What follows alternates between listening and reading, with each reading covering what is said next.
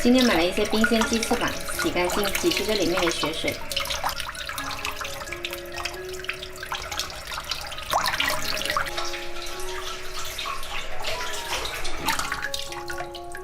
把水分沥干。趁这个时候，我们来煲个萝卜牛腩汤。这是焯过水的牛腩。加入拍碎的姜，大火煮开，转小火煲40分钟。鸡翅顺着节点把根部切下来。 再来切一些姜、蒜，还有葱，加到鸡翅里面。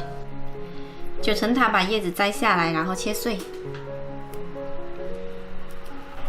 这种九层塔呢，它有一种很特殊的香气，它又叫罗勒，还有金不换。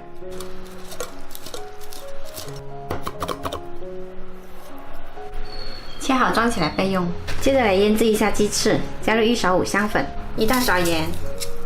1小勺白糖，2勺生抽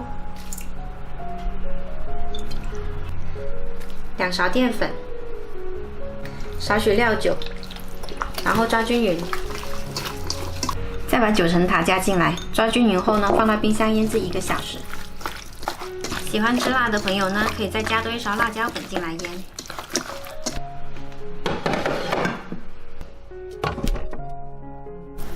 牛腩煲了40分钟，再把萝卜放进来，继续煲30分钟。油温5成热的时候，把鸡翅放进来炸。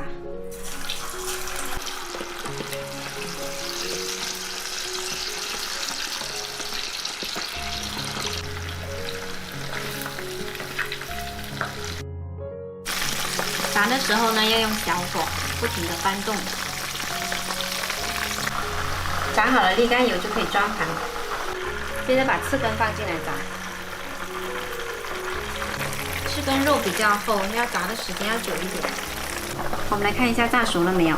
拿个竹签或者筷子戳进去，拔出来。如果带出来的没有血水，就证明熟了。这个已经熟了。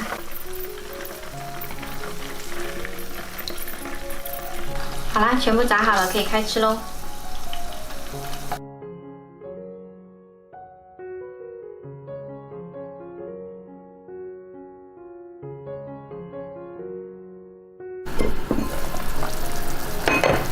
汤煲好了，加适量盐调一下味就可以喝了。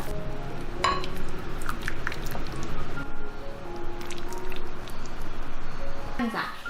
那说给我听一下。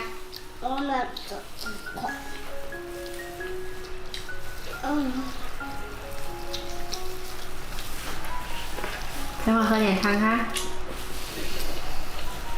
完美的鸡腿。